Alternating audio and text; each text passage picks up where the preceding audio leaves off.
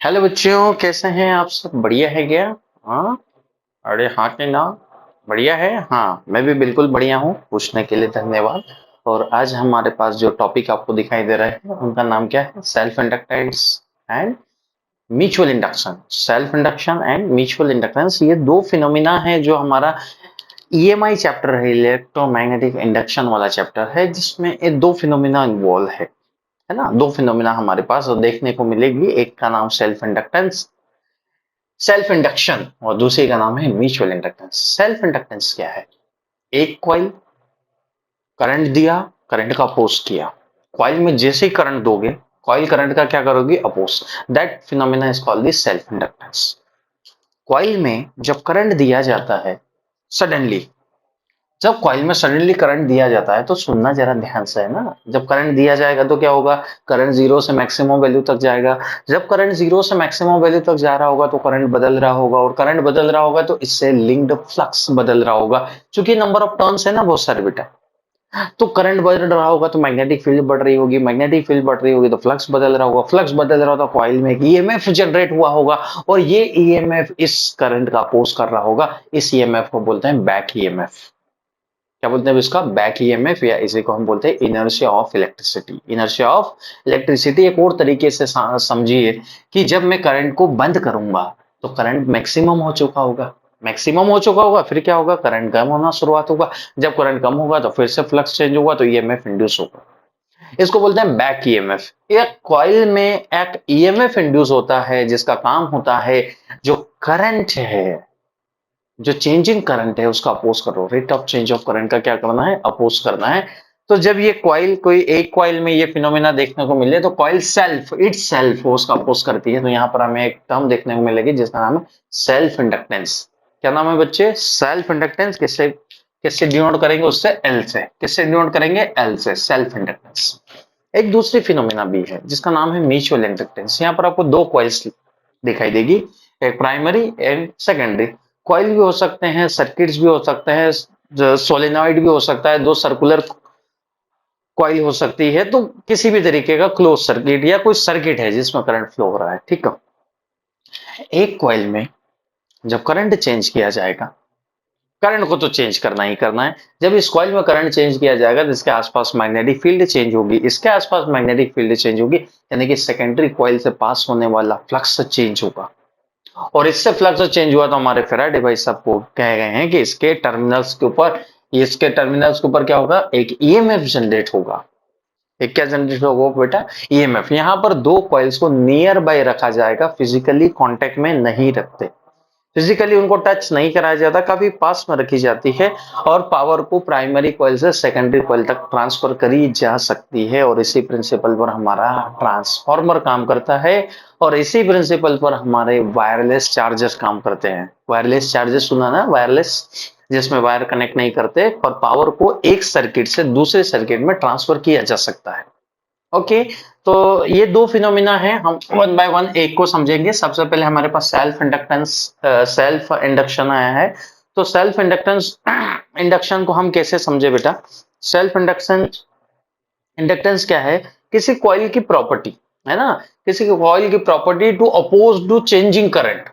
The property of a coil to oppose to changing current, जो current में change आएगा उसको अपोज करने की जो प्रॉपर्टी है उसको हम सेल्फ इंडक्शन और सेल्फ इंडक्टेंस बोलेंगे। क्या बोलेंगे? Self inductance.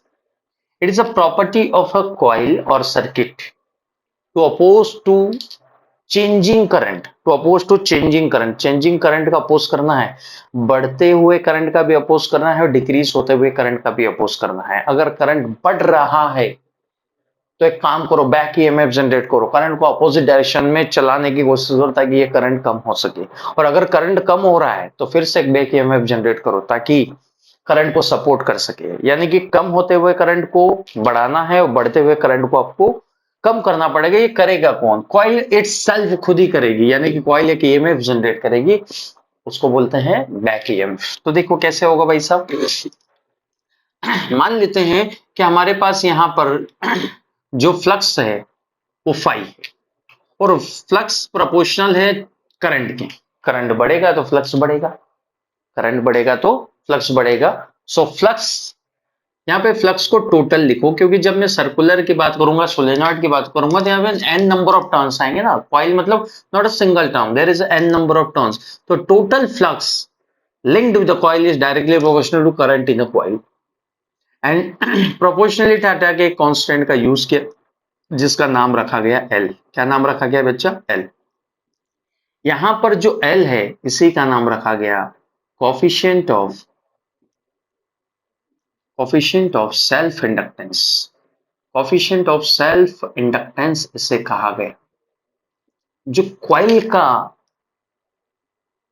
अपना खुद का अपोज करने का एक पैरामीटर है कि कॉइल कितना अपोज करेगी। ये वो पैरामीटर भी जिससे ये पता चलेगा कि ये कॉइल बाद में करंट को कितनी एनर्जी को स्टोर कर सकती है ना। याद है capacitor half C V square का फॉर्मूला, जितना ज्यादा कैपेसिटी उतना ज्यादा एनर्जी स्टोर कर सकता है। इंडक्टर भी एक ऐसी ही डिवाइस है, डिवाइस ना बोले, एक ऐसा ही कंपोनेंट बोले जो एनर्जी को स्टोर कर सकता है। जो किसको स्टोर कर सकता है बच्चे? एनर्जी को स्टोर कर सकता है। तो हमें यहाँ पे पता चला एल। एल को क्या बोला बेटा? Coefficient of self inductance. और एल को कैसे निकाला जा सकता है? एल को निकाला जा सकता है फाई अपॉन में आई। यूनिट क्या है बेटा? देखो यूनिट इसकी होगी बच्चे वेबर पर एम्पियर। वेबर पर एम्पियर इसकी यूनिट है, पर फेमस यूनिट इसकी एक और है जिसको हम बोलते हैं बच्चा हेनरी। क्या यूनिट है इसकी? Henry. So self-inductance of a coil is the ratio of flux linked with the coil when the unit current flows when the unit current flow from a coil when unit current flows from a coil, the flux linked with the coil is equal to self-inductance.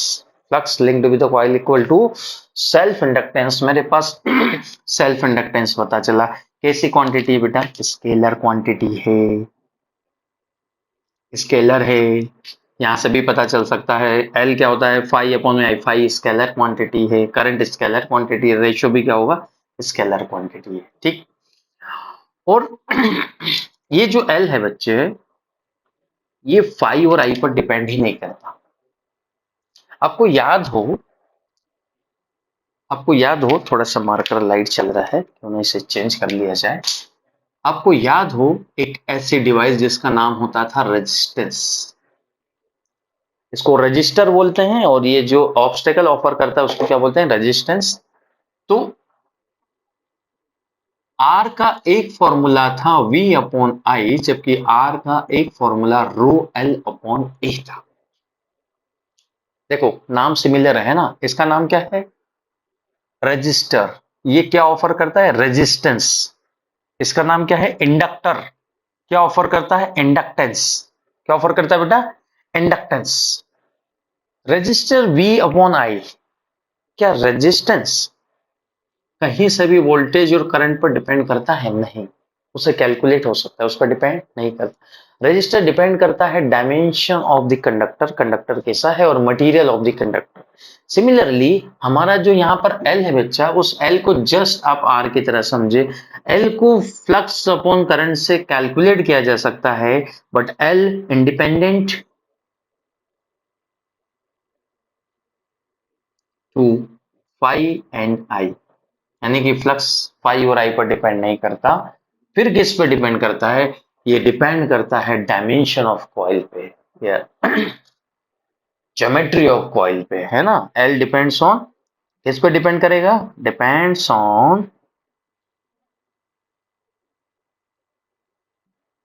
Dimension, और geometry का है dimension of coil. इस बात को बड़े ध्यान से याद रखना चाहिए कि एल जो है वो एक ऐसी प्रॉपर्टी है कॉइल की, जब कॉइल मैन्युफैक्चर करी जाती होगी तब एल को डिसाइड किया जाता होगा। एल को बाद में डिसाइड नहीं कर सकते। जैसे रेजिस्टेंस की वैल्यू तब डिसाइड करी जाती होगी जब उसको डिजाइन किया जाता है, बाद में उसे V अपॉन आई से कैलकुलेट कर सकते हैं, बट रेजिस्टेंस V और आई पर डिपेंड नहीं करता। सिमिलरली हमारा एल, हमारा इंडक्टेंस डिपेंड नहीं करता फ्लक्स पर और करंट पर। तो फिर किस पर डिपेंड करता है? आपके कॉइल के डायमेंशंस पर, कि आपका कॉइल कैसा है, या आपका कॉइल में कितने टर्न है, उसके रेडियस क्या है, उसका एरिया ऑफ क्रॉस सेक्शनल क्या है। तो इसका फॉर्मूला भी हम डिराइव करेंगे तो इस तरीके से हमने ये समझा कि जब किसी कॉइल में बच्चे वेरिंग करंट फ्लो कराया जाए, कंडीशन ये है कि करंट बदलना चाहिए, चेंजिंग करंट होना चाहिए, करंट चेंज होना चाहिए, तब आपको ये देखने को मिलेगा। क्यों देखने को मिलेगा? जब करंट चेंज होगा तभी तो फ्लक्स चेंज होगा, और जब फ्लक्स चेंज होगा तभी तो इसमें एक बैक ईएमएफ जनरेट होगा, वही बैक ईएमएफ तो उसका अपोज करेगा। अगर करंट कांस्टेंट कर दिया जाए, करंट क्या कर दिया जाए? कांस्टेंट, तो सिंपल वायर की तरह बिहेव करेगा। अब एक और फॉर्मूला इसका निकालते हैं, अदर एक और तरीका है जिससे इसको निकाला जा सकता है, फिर हम इसे समझेंगे कैसे निकाला जा सकता है। तो आपने कहा मैं म्यूचुअल इंडक्टेंस वाला पार्ट गायब कर देता हूं, इसे हम लेटर डिस्कस करेंगे। अदर वे क्या है बच्चे कि अदर वे में हम कैसे समझ सकते हैं, यहां से सुनो। अदर वे ये है कि हम सब लोग जानते हैं कि हमारे फैराडे भाई साहब कहते हैं कि अगर कहीं पर आपने, पहले यहां से शुरुआत कर लो, फाइव इज इक्वल टू क्या होता है बेटा? Five total is equal to L into I, ठीक है? I is equal to L into I. Now differentiate both sides. D phi by dt is equal to L di by dt. क्योंकि L हमारा कैसा है? Constant. L हमारा कैसा है? Constant है। हाँ, तो हम d phi by dt is equal to L di by dt, ठीक है? d phi by dt यानी कि whenever rate of change of flux, rate of change of flux किसके बराबर होती है बेटा? rate of change of flux इसके बराबर होती है minus of E induced EMF, है ना, is equal to L di by dt. Now from this E is equal to minus of L di by dt. अगर सिर्फ मैग्नीट्यूड वाइज लिखा जाए कि मैग्नीट्यूड कितना है, तो हम लिखेंगे बच्चे L di by dt, minus sign का है, पर ये दोनों जो मेरे पास फॉर्मूले हैं, इन दोनों फॉर्मूले देखो बेटा, L है सेल्फ इंडक्टेंस, L क्या है यहाँ पर? Self inductance. जो कॉइल है एक बैक ईएमएफ जनरेट करती है, कहां पर? अगर करंट इंक्रीज हो रहा है तो वो अपनी पोलैरिटी ऐसे डिसाइड करेगा कि करंट डिक्रीज हो सके, यानी कि इधर की तरफ पॉजिटिव, इधर की तरफ नेगेटिव। ये जो यहां पर E जनरेट होगा उसका फॉर्मूला ये रहा, E is equal to minus of L D I by D. अगर करंट बढ़ेगा तो इसका काम है करंट को कम करना, अगर करंट कम होगा तो इसका काम है करंट को बढ़ाना, यानी कि अपोज करना। ग्रोइंग करंट का भी अपोज करेगा और डिकेइंग करंट का भी अपोज करेगा। करंट बढ़े तब भी अपोज करो, करंट कम हो तब भी अपोज करो, लेकिन अपोज बढ़ रहा है तो कम करना है, कम हो रहा है तो बढ़ाना है। तो जो कॉइल है, अगर उसमें चेंजिंग करंट होगा तो coil just behave like a battery, और उसमें एक ईएमएफ इंड्यूस होगा। उस ईएमएफ को कैलकुलेट किया जा सकता है मैग्नीट्यूड वाइज, अगर लिखें तो D I by D T. इस ईएमएफ को बोला जाता है बच्चा बैक ईएमएफ, और इसे कहते हैं इनर्शिया ऑफ इलेक्ट्रिसिटी। इनर्शिया, देखो कौन सा वर्ड यूज किया बेटा? Inertia of electricity. याद है इनर्शिया क्या होता है? जैसे मास के होने से, किसी बॉडी में मास के होने से ऑब्जेक्ट अपनी स्टेट में चेंज का अपोज करता है, उसी प्रकार यहां पर करंट में चेंज का अपोज किया जा रहा है। तो इलेक्ट्रिसिटी में या मैग्नेटिज्म में जो इनर्शिया है, जो बैक इनर्शिया ऑफ इलेक्ट्रिसिटी, जैसे हमने कहा जो ई है, वो बिल्कुल वैसे ही काम करता है जैसे हमारा वहां पर मास काम करता है। जैसे क्या काम करता है बेटा? मास। क्या बात समझ में आई? यहां से इसका फॉर्मूला निकालो। फॉर्मूला फॉर्मूला है, ई को कैसे निकाला जा सकता है, एल को कैसे निकाला जा सकता है? L equal to, we can write L equal to E upon में माइनस ऑफ ई अपॉन में D I by D T.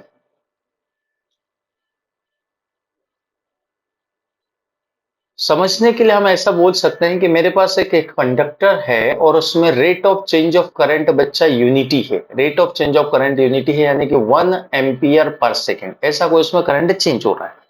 Suppose बढ़ रहा होगा तो D I by D T positive, कम हो रहा होगा तो D I by D T negative. So whenever the rate of change of current link with any coil is unity, then self inductance is equal to induced EMF on a coil. Self inductance is numerically equal to induced EMF या back EMF के बराबर होगा जब coil में rate of change of current कैसी हो बेटा, unity. कैसी हो, यूनिटी। अब हर बार हमें क्या करना पड़ेगा, हमें इसकी डायरेक्शन बनानी है। क्या बनाना है बच्चे, डायरेक्शन।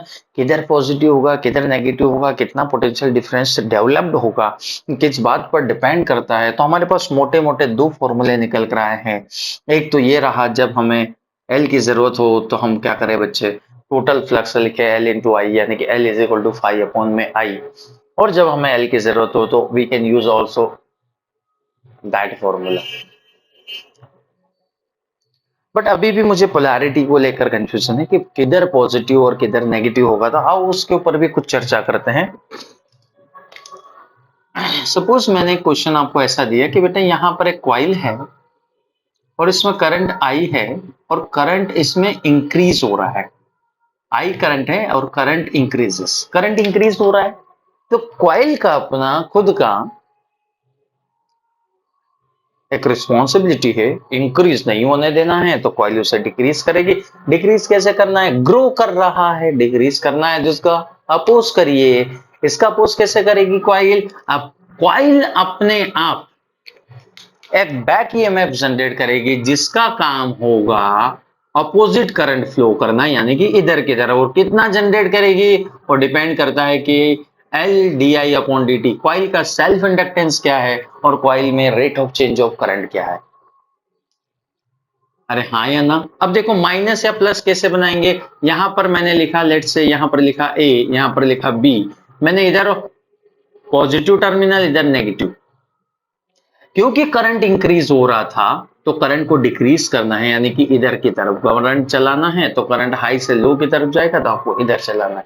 बैटरी के अंदर हाई से लो मत कर देना, बैटरी के बाहर। यहाँ तो बैटरी है ही नहीं, कॉइल खुद भी है लाइक अ बैटरी, और कितना ईएमएफ अक्रॉस जनरेट करेगी।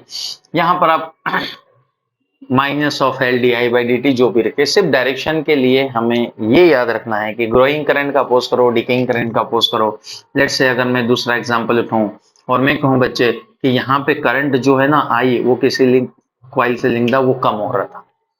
करंट कम हो रहा है मतलब करंट डिक्रीज हो रहा है। करंट डिक्रीज हो रहा है तो कौन सा पॉजिटिव टर्मिनल होगा, कौन सा नेगेटिव टर्मिनल होगा। यानी कि आपसे मैं पूछूं कि वी ए माइनस वीबी का साइन क्या होगा, वी ए माइनस वीबी कैसे निकालेंगे बेटा, जरा ध्यान से देखो। V A minus V B, current कम हो रहा है तो करंट को बढ़ाना है, करंट को बढ़ाना है तो उसी के डायरेक्शन में करंट चलाइए, यानी कि करंट को इधर चलाना है, इधर। तो बैटरी में क्या करेंगे बेटा, कैसे, इधर चलाने के लिए आप यहाँ पर नेगेटिव और यहाँ पे पॉजिटिव टर्मिनल, इधर पॉजिटिव नेगेटिव, तो करंट की डायरेक्शन ये होगी। अरे हाँ कि ना, करंट की डायरेक्शन ये होगी, यानी कि वी ए हायर पोटेंशियल पर और V B, V A lower potential पर और वी बी हायर पोटेंशियल पर है बेटा। यानी कि V A minus V B जो आप इसमें देखना चाहेंगे वो कैसा साइन आएगा, नेगेटिव साइन। कैसा साइन आएगा बच्चे, नेगेटिव साइन हमारे पास आएगा V A minus V B का। क्या बात समझ में आई। और अगर सिर्फ करंट में चेंज ही ना हो तो, ये भी सवाल है कि अगर करंट चेंज ही ना हो तो, करंट अगर चेंज ना हो तो क्या होगा बच्चे। अरे करंट अगर किसी कॉइल से लिंक्ड करंट में चेंज नहीं हुआ बच्चे, डायग्राम बनता है, अच्छा सा बनाते हैं, मान लेते हैं ये थोड़ा सा अच्छा। अगर करंट बच्चा मैंने बोल दिया कांस्टेंट है, कैसा करंट है बच्चे, कांस्टेंट करंट है, तो कांस्टेंट करंट में इसमें ईएमएफ कितना इंड्यूस होगा, L D by D T minus sign के साथ। और आई कैसा है बच्चे, कांस्टेंट, कांस्टेंट का इंटीग्रेशन क्या होता है सर, जीरो। ओ हो, कोई बैक ईएमएफ जनरेट नहीं होगा।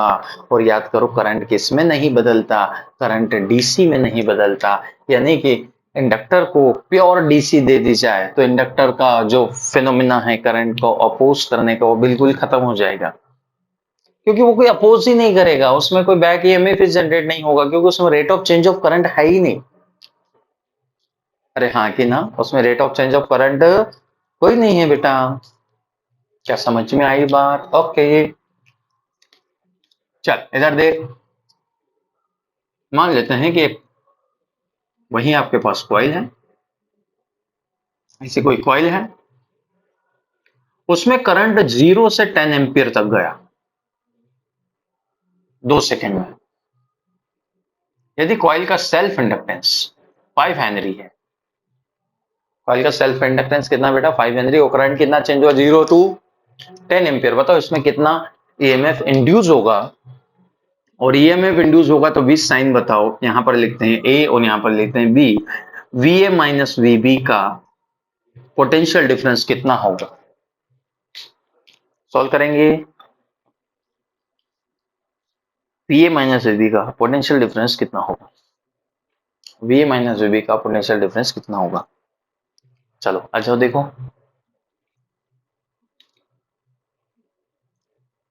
माइनस ऑफ, पहले डायरेक्शन बना लीजिए तो आपको पता ही चल जाएगा पॉजिटिव आएगा कि नेगेटिव। करंट इंक्रीज हो रहा है, इंक्रीज हो रहा है तो उसको डिक्रीज करना है, डिक्रीज करना है तो अपोजिट चलाना है, अपोजिट चलाना है तो बेटा बैटरी का इधर की तरफ पॉजिटिव, इधर की तरफ नेगेटिव, इधर पॉजिटिव इधर नेगेटिव, यानी कि ए हायर पोटेंशियल पर होगा और बी कहां पर होगा, लोअर पोटेंशियल पर, क्योंकि करंट को ऐसे घूमना होगा। V minus V positive sign के साथ आएगा, कितना आएगा तो वही हमारा L D I by D T, use L D I by D T. Current में कितना चेंज हुआ बच्चे, 10 माइनस 0 अपॉन में टाइम 2 सेकेंड, एल की वैल्यू भी डाल दो, एल की वैल्यू कितनी है 5, कितना आया 25 वोल्ट। अरे हाँ या ना, 25 वोल्ट का पोटेंशियल डिफरेंस जनरेट हो जाएगा V A minus V B के बीच में। अरे ये अलग है, मैच नहीं का। क्या मेरी बात समझ में आई। तो सेल्फ इंडक्टेंस किसी कॉइल का एक अपोज करने का तरीका है, और वो अपोज करती है चेंजिंग करंट का। किसका अपोज करती है बच्चे, चेंजिंग करंट का। और डायरेक्शन कैसे निकालेंगे, करंट बढ़ रहा है तो कम होगा, कम हो रहा है तो बढ़ रहा होगा। तो सेल्फ इंडक्टेंस का यूनिट हेनरी, क्या यूनिट है इसका, हेनरी। आपने कहा कि सर सेल्फ इंडक्टेंस फाई और आई पर डिपेंड नहीं करता, पर डिपेंड करता है डायमेंशंस पे। तो हमने जैसे रेजिस्टेंस का एक फॉर्मूला है, वैसे ही एक हम सेल्फ इंडक्टेंस का फॉर्मूला निकालेंगे सोलेनॉइड के लिए, जिस फॉर्मूले से मुझे ये पता चलेगा, मैं हटा रहा हूं, आपने कॉपी किया है नहीं, मुझे नहीं पता, बैक में जाओ कॉपी करो। ऐसे सुनने से कुछ नहीं होगा बेटा, पेन चलाइएगा, है ना, पेन चलाइएगा, और दिमाग तो चलाना ही है। हम लिखना चाह रहे हैं सेल्फ इंडक्टेंस ऑफ सोलेनॉइड। कई बच्चे सोच रहे होंगे सर ये सोलेनॉइड कौन सी चीज है, थोड़ा पढ़ भी लिया करो बच्चों। Solenoid, self inductance of solenoid हम निकालना चाहते हैं। तो सोलेनॉइड मेरे प्यारे बच्चों क्या है, देखो देखो देखो, एक ऐसा जाना माना सा, कुछ कुछ आपको याद आ रहा हो, काफी बहुत सारे टर्न होते हैं, और पर यूनिट लेंथ में टर्न एन होते हैं। हमारे सोलेनॉइड की लेंथ एल होती है, हमारे सोलेनॉइड का क्रॉस सेक्शनल एरिया बच्चे ए होता है। हम इसमें करंट आई फ्लो कराते हैं, ठीक है। एन क्या है, कंफ्यूज ना होना है, N is the number of turns in per unit length, number of turns. ये कभी कभी कंफ्यूज कर देता है, इसलिए number of turns in per unit length, पर यूनिट लेंथ हमारा। तो suppose you have a solenoid and the per unit length of the solenoid is L, cross sectional area is A, current in the solenoid I, और number of turns है उसमें L है, N। मुझे क्या करना है, मुझे इसका सेल्फ इंडक्टेंस लिखना है, इसका L लिखना है। इसका L लिखने के लिए हमें क्या चाहिए बच्चे, अभी देखो हमने क्या कहा, हमने ये कहा बच्चे कि टोटल फ्लक्स अगर आपको पता चल जाए, क्या पता चल जाए बेटा, total flux linked with solenoid, linked with solenoid, solenoid से टोटल फ्लक्स जितना लिंक्ड है वो बराबर होता है L इंटू आई के। टोटल फ्लक्स सोलेनॉइड से जो लिंक है वो बराबर है L इंटू आई के। L क्या है, self inductance of solenoid, I क्या है, करंट। अब इसमें टोटल फ्लक्स कितना है, टोटल फ्लक्स कितना है, टोटल फ्लक्स हम फाई टी लिखते थे। अब सुनिएगा ध्यान से, मान लेते हैं कि इसमें टोटल टर्न एन है, ध्यान से, capital N. Total number of turns कितने हैं, कैपिटल एन, तो हमने लिखा कैपिटल एन। ओके, फ्लक्स जो है वो टोटल फ्लक्स आएगा N5 इज इक्वल टू बच्चे L इंटू आई। फ्लक्स क्या होता है बेटा? फ्लक्स होता है NBA is equal to L into I. B क्या है? Magnetic field. ए क्या है? Area, cross sectional area. N क्या है? Number of turns, total number of turns.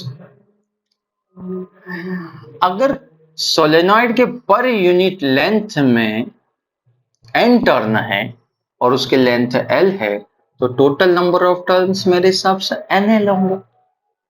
Total number of turns क्या होंगे? NL, number of turns per unit length into length. तो मैंने यहां पर जो मेरा कैपिटल एन है बेटा, उसकी जगह मैंने डाला N into L. Now B is the magnetic field. अगर आप जानते हैं कि सोलेनॉइड के अंदर मैग्नेटिक फील्ड होती है mu not N I, where mu naught is a permeability, n is the number of turns in per unit length, and I is the current. So write the magnetic field mu naught Ni into A is the area. In place of area we can write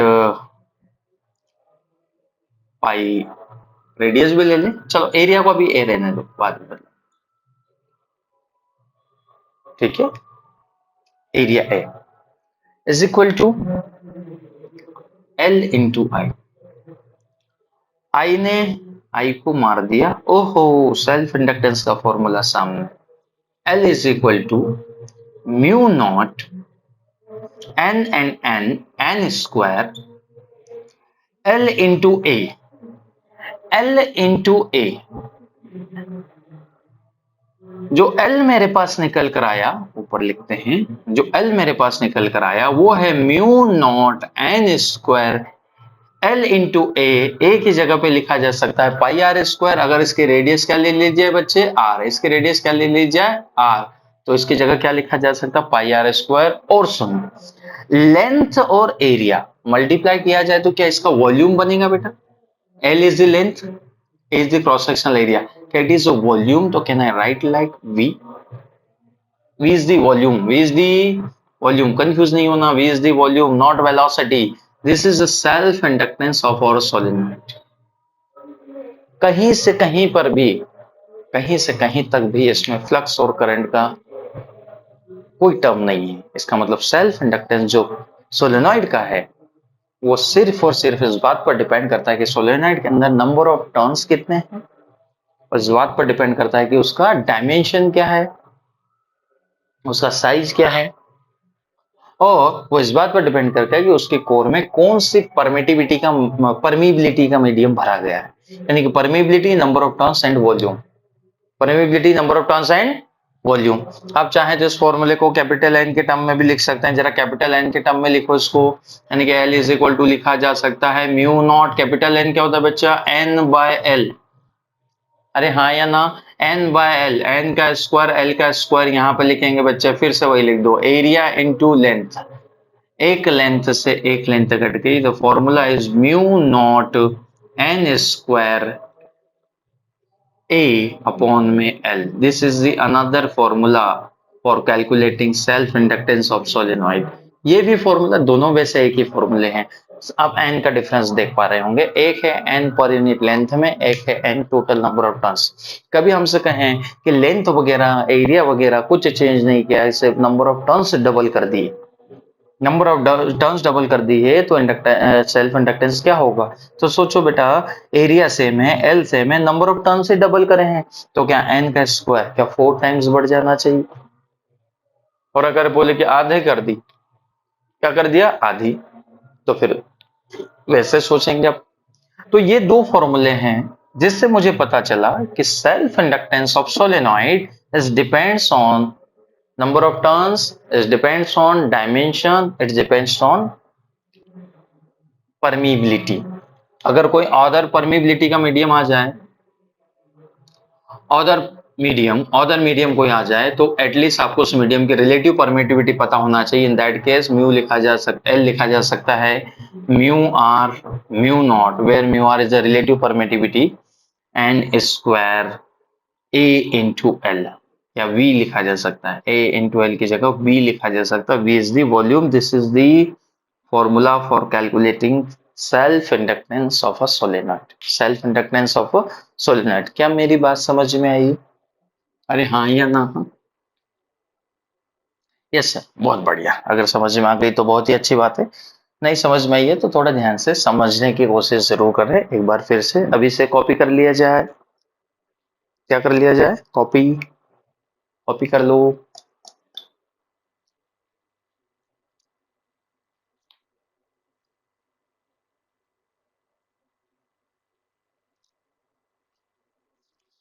हाँ तो देखो, सवाल देख रहे थे, सवाल देखें।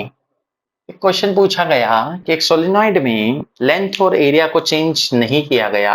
It means length and area both are constant. Constant. पर उन्होंने क्या कहा कि जो उसके पास नंबर ऑफ टर्न्स थे उनको डबल कर दिया गया। नंबर ऑफ टर्न्स को क्या कर दिया गया बच्चे? डबल। बताओ इसका सेल्फ इंडक्टेंस में क्या चेंज आएगा? नंबर ऑफ टर्न्स डबल का पहले तो कौन सा फॉर्मूला यूज करना चाहिए भाई? नंबर ऑफ टर्न्स डबल करें, total number of turns double करें। Total number of turns double कर रहे हैं तो सेल्फ इंडक्टेंस पे क्या हो? कैपिटल एन वाला यूज करें। ए और एल सेम है, म्यू नॉट सेम है, सिर्फ एन को चेंज किया है, रेड नहीं blue. So L is equal to, यहां से जरा ध्यान से देख, L is directly proportional to N square. L is directly proportional to N square when area and length is constant. लगाना भी तब है ना जब एरिया और लेंथ कांस्टेंट कही जाए, हर जगह थोड़ी लगा देना है। नंबर ऑफ टर्न्स डबल कर दिए सर, एरिया और लेंथ भी सेम होना चाहिए, एरिया और लेंथ में चेंज ना हो। तो अगर पहले उसका सेल्फ इंडक्टेंस एल है तो बाद में कितना होगा? तो भाई एल स्क्वायर कर दो भाई सब। नंबर ऑफ टर्न्स डबल करोगे तो यहाँ पे हो जाएगा 2n का square, that is L is directly 4n square. It mean self inductance 4 times बढ़ जाएगा। कितने टाइम बढ़ जाएगा बेटा? 4 टाइम्स। 4 टाइम्स सेल्फ इंडक्टेंस उस कॉइल का इंक्रीज हो जाएगा यदि उसने नंबर ऑफ टर्न्स डबल कर दी। नंबर ऑफ टर्न्स क्या कर दिए गए उसमें? डबल कर दिए गए।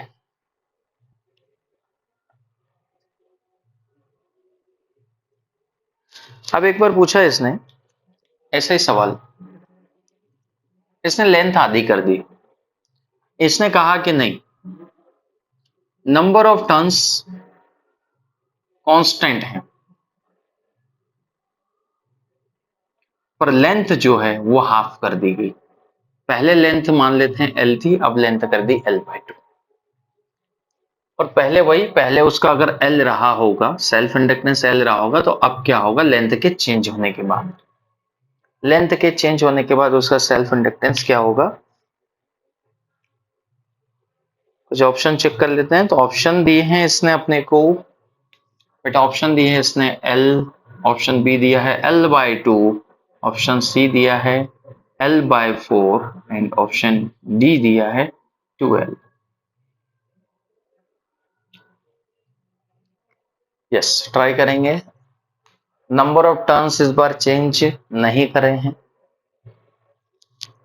और सिर्फ लेंथ चेंज कर दी है। नंबर ऑफ टर्न्स चेंज नहीं किया, लेंथ चेंज कर दी। भाई पर यूनिट लेंथ का तो रोल ही नहीं है, उसने नंबर ऑफ टर्न्स कहा है तो टोटल टर्न अभी भी कांस्टेंट है, यानी कि सेम फॉर्मूला। ये कांस्टेंट है, ये कांस्टेंट है। एरिया चेंज नहीं हुआ है, सिर्फ लेंथ आधी हुई है। क्रॉस सेक्शनल एरिया थोड़ी चेंज हुआ है, क्रॉस सेक्शनल एरिया वही है, लेंथ सिर्फ आधी हुई है। अगर लेंथ आधी हुई है तो ये अभी कितनी है बच्चे? एल। तो कितनी हो गई होगी ये? बोलो बोलो। L/2 आधी हो गई ना। और इंडक्टेंस लेंथ का कैसा है? Inversely proportional. देखो जरा, पहले लेंथ एल थी तो सेल्फ इंडक्टेंस रहा होगा म्यू नॉट, चलो ये तो कांस्टेंट है सीधा, सेल्फ इंडक्टेंस रहा होगा 1/L। अरे ये कांस्टेंट है ना, ये लोग प्रोपोर्शनल लगा देते हैं। और बाद में क्या हुआ होगा? बाद में हो गया होगा 1 में लेंथ आधी कर दी तो L/2, यानी कि ये आपके पास बाद वाला है होगा बच्चे 2/L। बाद वाला क्या है होगा? 2/L। तो देखिए, बाद वाला डिवाइडेड बाय पहले वाला, बाद वाला कितना है बच्चे? 2/L। पहले वाला कितना है? 1/L। एल ने एल को मार दिया, तो मेरे पास जो सेल्फ इंडक्टेंस आया, अरे एक मिनट एक मिनट, क्या कर रहे हैं, हाँ एल को क्या कर दिया है, आधा, लेंथ को आधा कर दिया है।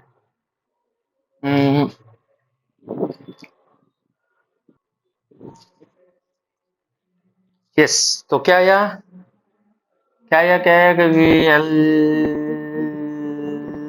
एल टू है, सेल्फ इंडक्टेंस क्या हो गया बेटा, डबल, सेल्फ इंडक्टेंस क्या हो गया, डबल, कैसे डबल हो गया, लेंथ आधी हो गई, लेंथ आगे तो सेल्फ इंडक्टेंस डबल, यहां से भी निकाला जा सकता है इसको, देखो जरा कहां से निकाल सकते हैं, यहां से, ये देखो एरिया कांस्टेंट है and number of turns constant, पर यूनिट लेंथ में भी कांस्टेंट है ना, चेंज ही नहीं करे उसने, ये भी कांस्टेंट है, तो L is directly proportional to small L, यानी कि लेंथ डबल तो सेल्फ इंडक्टेंस डबल, लेंथ आधी तो सेल्फ इंडक्टेंस, लेंथ डबल तो सेल्फ इंडक्टेंस, लेंथ आधी तो सेल्फ इंडक्टेंस डबल, और लेंथ डबल तो सेल्फ इंडक्टेंस आधा, जरा वो भी करके देखो, अगर मैं आपसे कहूं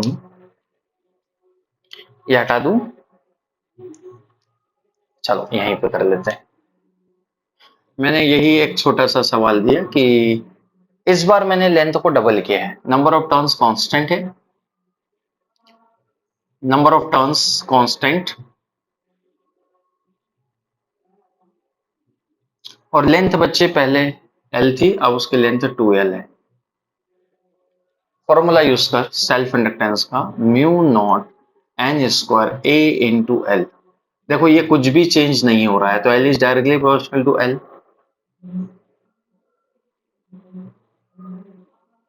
अरे हाँ या ना, तो लेंथ क्या कर दी उसने, डबल, तो सेल्फ इंडक्टेंस यहां पर भी डबल, यहां पर भी डबल, वेट वेट वेट, हाँ हाँ हाँ, लेंथ डबल वाला केस है, ठीक है, लेंथ डबल वाला केस है, लेंथ डबल वाले केस को देखो कैसे डील करेंगे, सेल्फ इंडक्टेंस क्या होगा, आधा आना चाहिए, सेल्फ इंडक्टेंस आधा,